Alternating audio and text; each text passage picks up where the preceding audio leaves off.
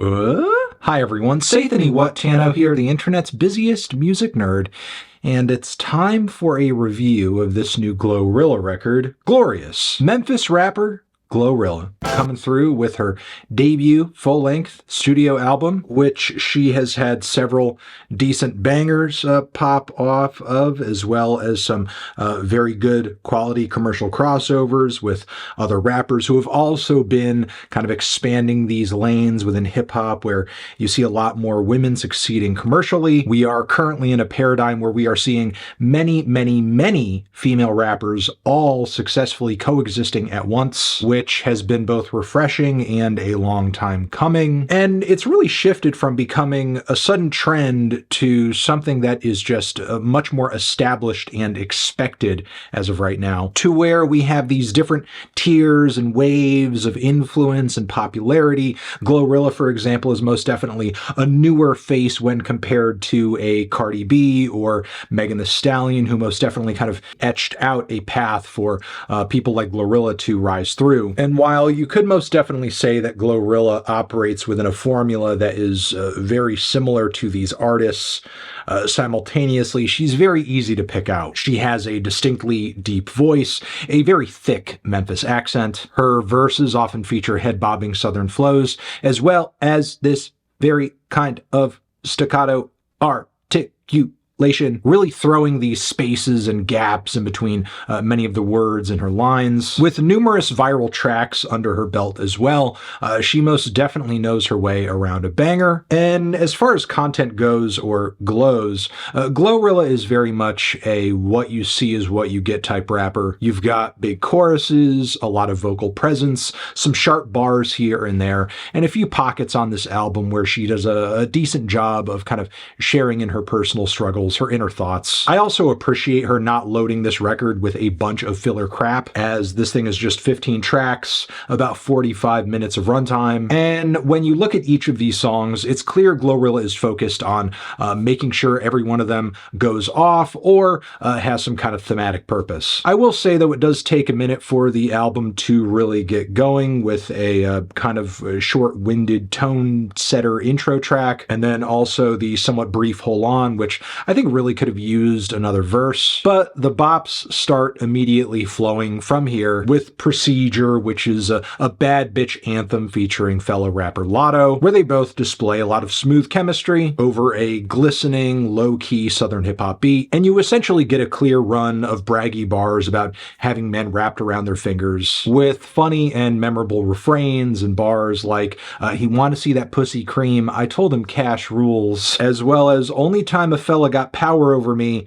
he paying the light bill. Following this, we get TGIF, which is very much a we're going out type bopperino. It's got a skeletal beat, yes, but GLO'S bulletproof confidence does a lot to make up for that gap, as on this track she is literally spitting about showing off her moose knuckle, which is quite unhinged. And speaking of unhinged, after this, we have What You Know About Me with Sexy Red, which honestly is such a match made in heaven. There's a good contrast between GloRilla's very surgical, tight, direct delivery and Sexy Red sounding much more casual and chaotic, especially as her verse kicks off with threatening to put a gun in someone's mouth. From here on the album, though, GloRilla starts to dig deeper into her feelings, and we get kind of mixed results. Stop Playing, I think, is a pretty decent track content-wise, but the off-kilter, drill-inspired grooves and faint vocal samples and breezy, angular synths are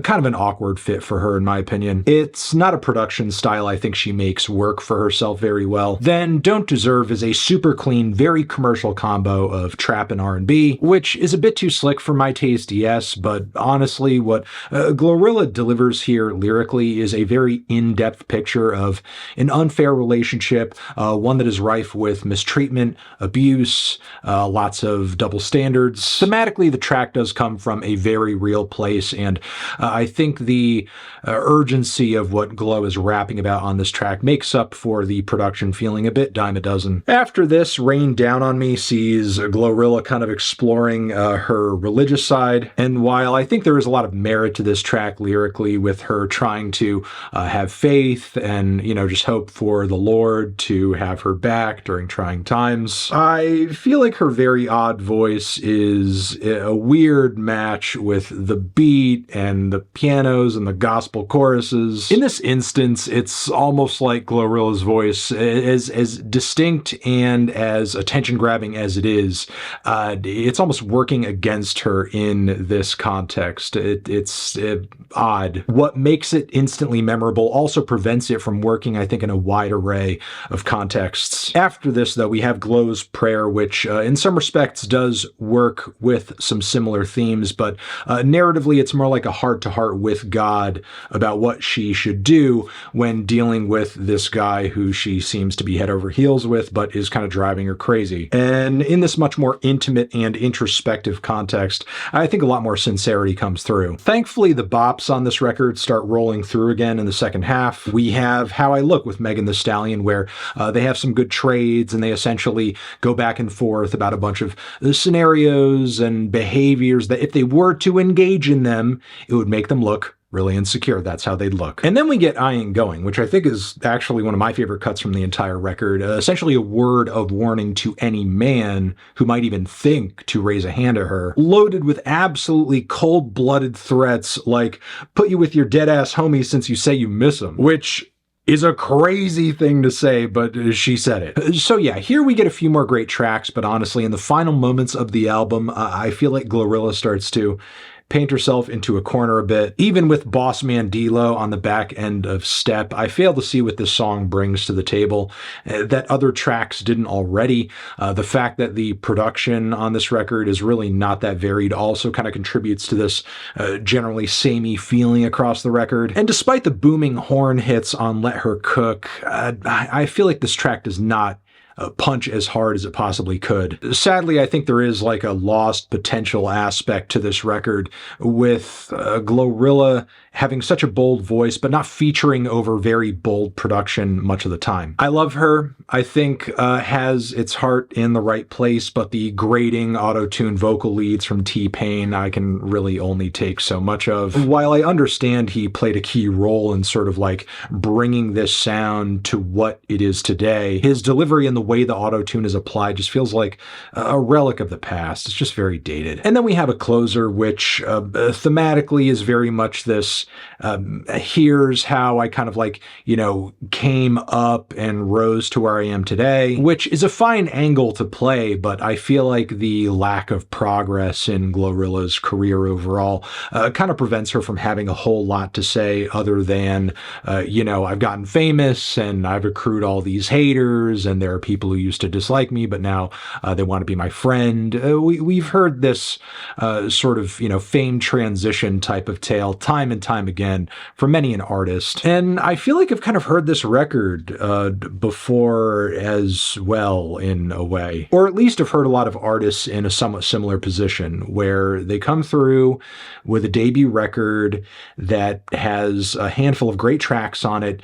shows a lot of potential, but doesn't exactly, I guess, deliver on all of that potential. And that's where I feel like we are currently at with GloRilla. She's made some great tracks. She clearly has the talent required to come through with a great highlight, a great banger, a very good feature, but the amount of things she does well on a record is somewhat narrow. And as a result, the variety and versatility of this record only goes so far. The pen game only runs so deep. And so the question now is whether or not GloRilla actually grows from here creatively and commercially. On this record, I'm feeling a strong 6. Transition, have you given this album a listen? Did you love it? Did you hate it? What would you rate it? You're the best, you're the best. What should I review next? Hit the like if you like. Please subscribe and please don't cry. Hit the bell as well. Over here next to my head is another video that you can check out. Hit that up or the link to subscribe to the channel. Anthony Fantano, GloRilla, forever.